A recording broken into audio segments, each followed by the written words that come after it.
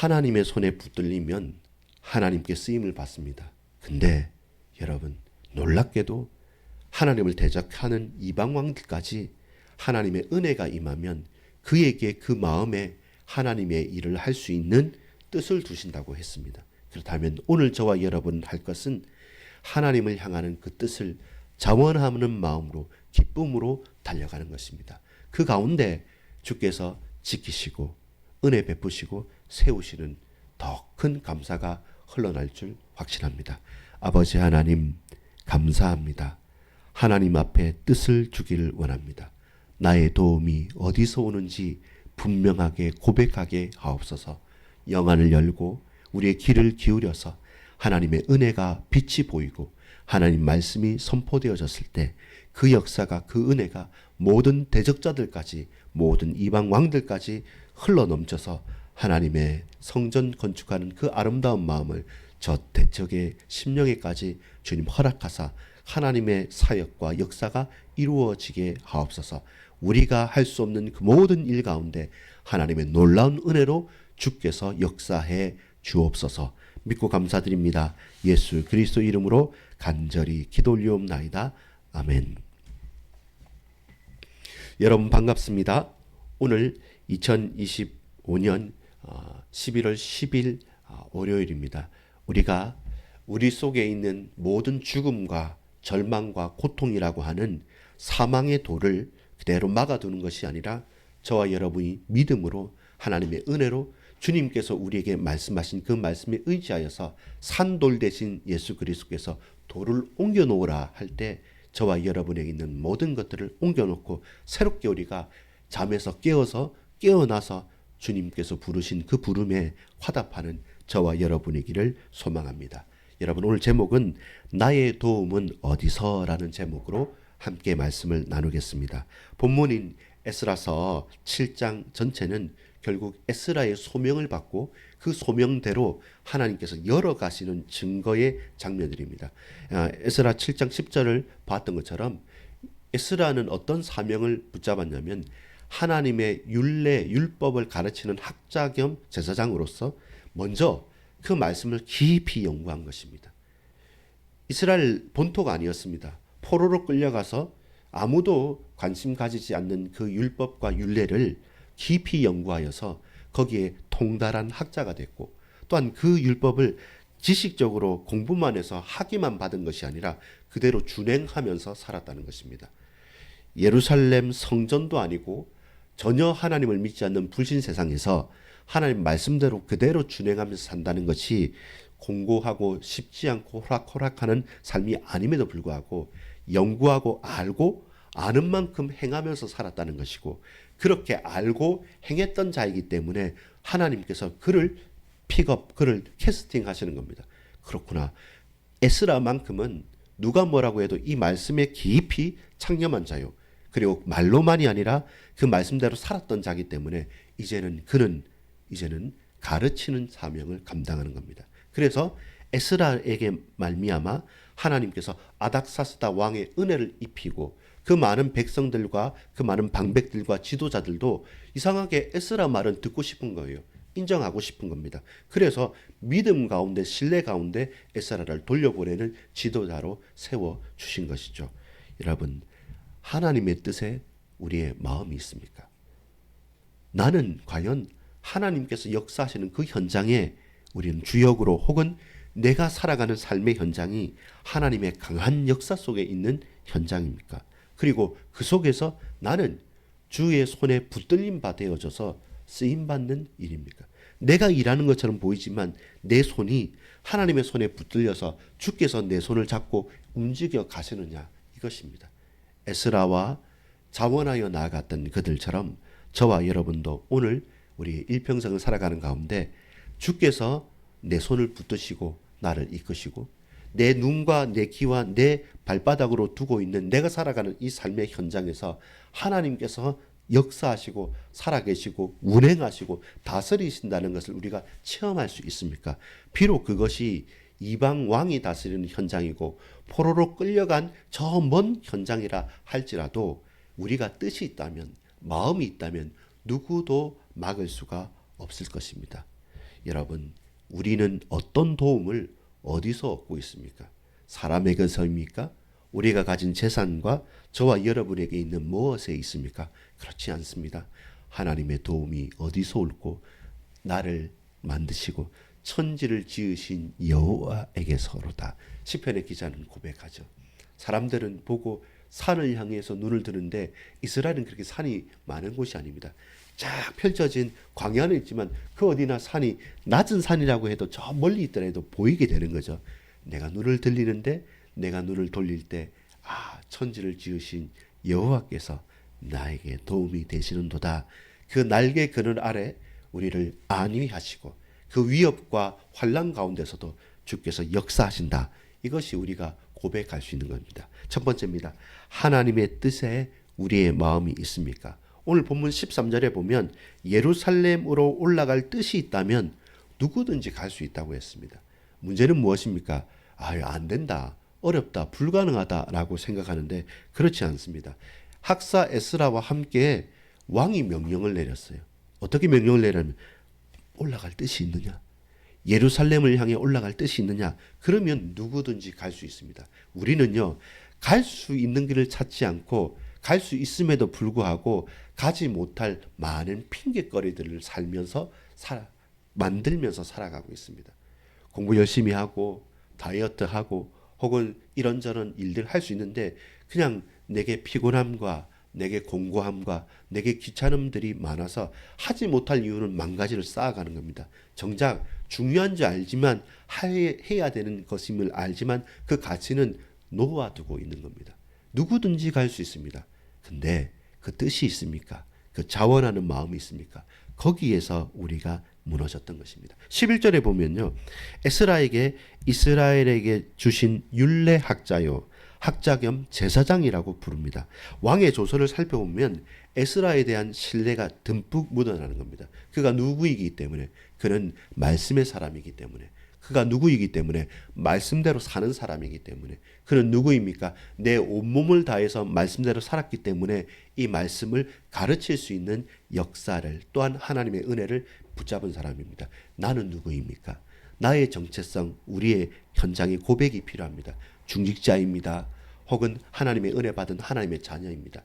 우리가 내가 누구인지를 헷갈려버리고 내가 누구인지를 놓쳐버리고 내 사명을 잃어버리면 그 현장에서 우리는 아무짝에도 쓸모없고 아무것도 할 수 없습니다. 근데 분명한 것은 나는 연약하고 부족합니다. 근데 내가 그리스도의 제자요, 우리가 하나님의 자녀요, 그의 권속이요, 반석교회의 직분자요, 그리고 우리 하나님의 자녀다라는 사실을 알면 그걸 고백했을 때 현장이 안 맞잖아요. 부족하잖아요. 그럼 그 채우시는 것은 누굽니까? 나요?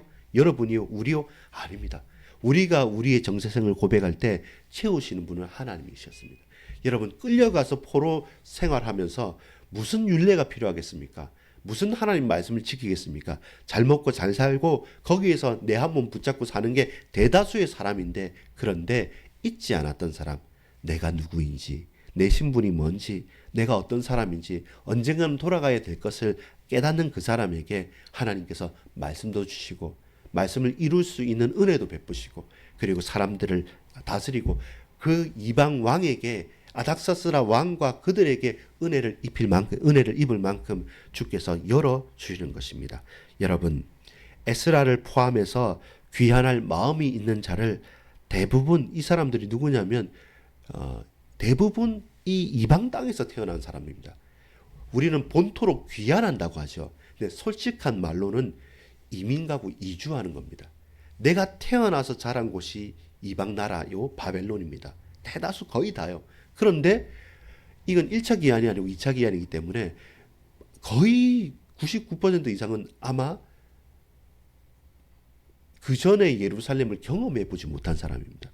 그래서 2차 포로 귀환이지만 본향으로 돌아가는 것이 아니라 고향을 떠나서 마치 아브라함이 본토 친척 아비 집을 떠나듯이 가야 될 곳이지만 한 번도 꿈에도 생각해 보지 못했던 곳입니다. 그리고 그게 예루살렘은 약 1500km나 됩니다. 그 당시에 1500km를 뭐 하겠습니까? 걸어서 가고 여러 가지 위협과 많은 사람들의 약탈과 많은 사람들의 위협 가운데 간다. 그것은 쉽지 않은 겁니다. 그래서 여러분, 하고 싶다고 해서 또 할 수 있다고 해서 다 하는 것은 아니죠. 그래서 이 일은 불신앙하지 않고 핑계대지 않고 자원하는 사람들이 아니었다면 누구나 갈 수 있지만 아무나 갈 수 없는 길이죠. 신앙이 그렇습니다. 누구나 하나님의 은혜가 있으면 다 갈 수 있는데 근데 아무나 할 수 없는 겁니다. 그래서 우리가 고백할 수 있는 겁니다. 하나님의 은혜라는 것입니다. 하나님을 향한 열망이 있습니까?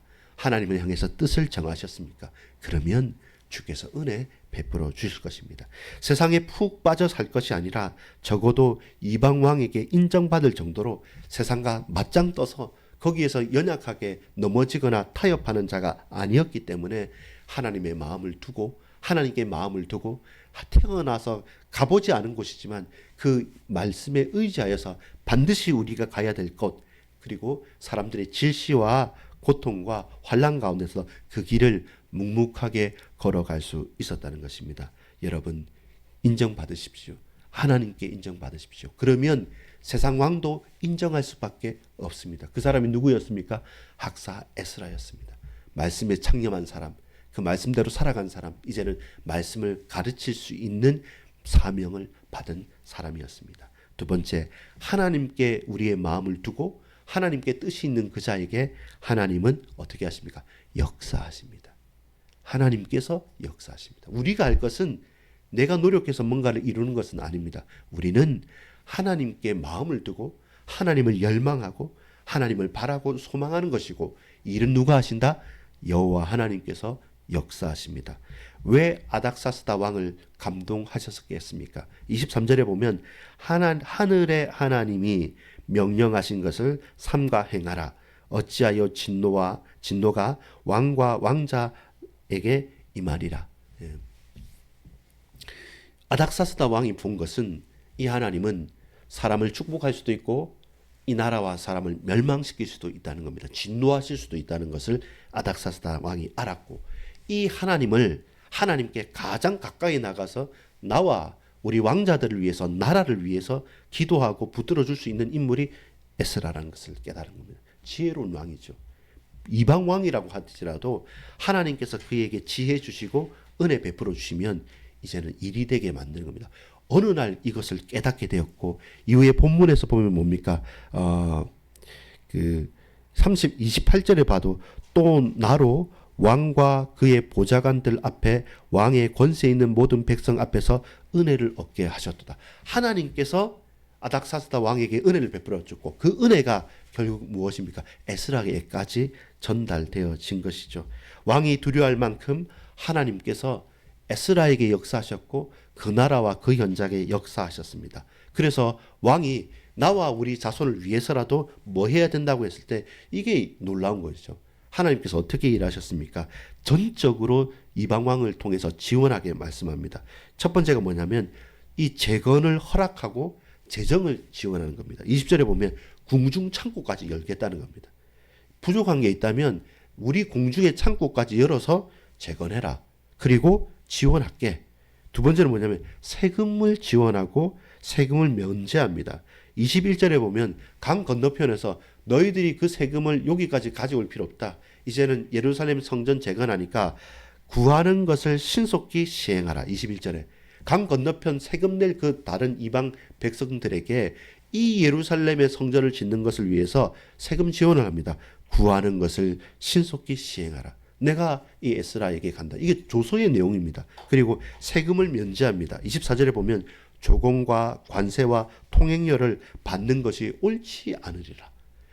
이 나라가 제국이 된 것은 이거 하려고 이렇게 조공과 관세와 통행세를 받으려고 정복을 했는데 도리어 예루살렘 성전을 짓는 자들에게는 그거 하는 거 옳지 않다. 이게 내가 하는 일이다. 내가 원하는 거라는 것을 분명히 조서를 통해서 만방에 알게 하는 것입니다. 동시에 왜 학사 에스라를 보냈냐면 권한을 이양합니다. 어떤 권한입니까? 사법권까지 이양합니다. 25절에 보면 강 건너편 모든 백성을 재판하게 하고 가르치라. 죄를 정하여 혹 죽이거나 혹 기양 보내거나 가산을 몰수하고 옥에 가두기까지 허락하는 것입니다. 결국 뭡니까? 왕이 할 수 있는 세금 거두고 재판하고 벌 주는 것까지 에스라에게 맡기는 것입니다. 온전히 포로에서 해방되는 것이죠. 그것이 하나님께서 역사하신 것입니다. 어떻게 이럴 수 있습니까? 어떻게 이럴 수 있습니까? 근데 이것이 아니면, 이렇게 하지 않으면 이스라엘은 돌아갈 수 없는 겁니다.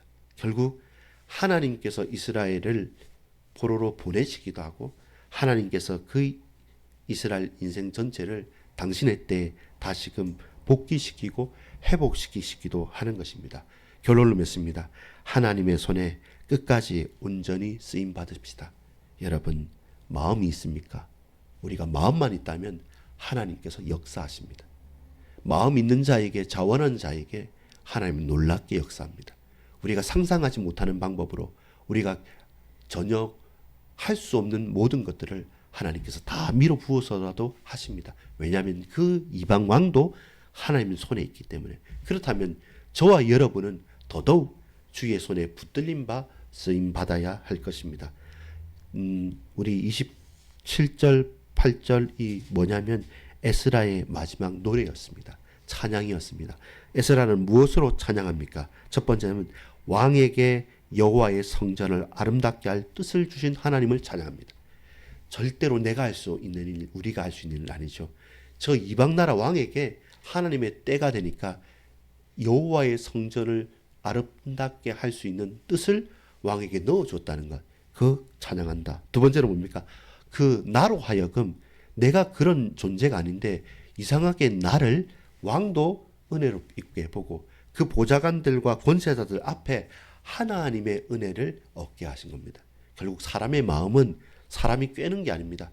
매력적인 사람이 있더라도 언제나 사람의 마음은 바뀝니다. 근데 하나님께서 그 마음을 왕에게, 그 보좌관들에게, 그 지도자들에게 에스라를 사랑하고 에스라에게 은혜 베푸는 마음을 또한 주셨던 겁니다. 시대도 변화시키고 사람도 변화시키고, 그리고 마지막으로 뭡니까? 나라는 부족한 사람이 주의 손에 붙들림 받습니다. 내 하나님의 손이 내 위에 임하셨기에 내가 힘을 얻었습니다. 여러분, 하나님의 손이 나의 손을 붙들고 내 손을 통해서 역사하신다. 이 놀라운 하나님의 임재하심과 역사하심을 내가 매일마다 체험하고 걸어간다.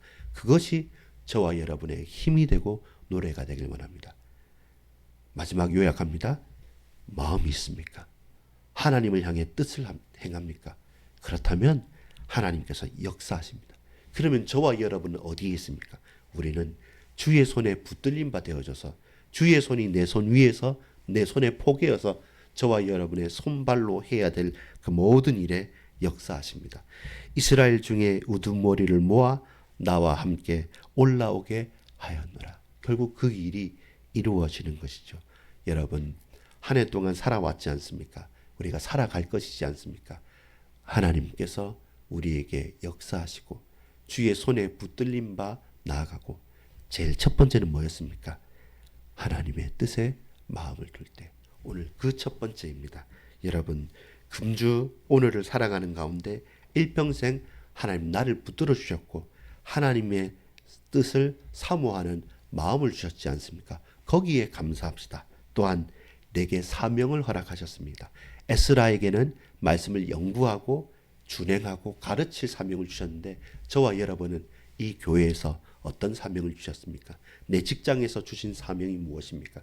사람에게 비굴한 것이 아니라 내 가정에서 우리가 기쁨으로 자원하면서 해야 될 사명이 무엇입니까? 그 사명을 발견했다면 여러분 감사하십시오. 그리고 그것대로 준행하십시오. 그리고 그것이 맞다면 또한 가르칠 수 있을 것입니다. 하나님의 역사와 은혜가 풍성하게 열매 맺어지기를 소망합니다. 아버지 하나님, 감사합니다. 하나님의 뜻을 사모하고 그 뜻에 마음을 두길 원합니다.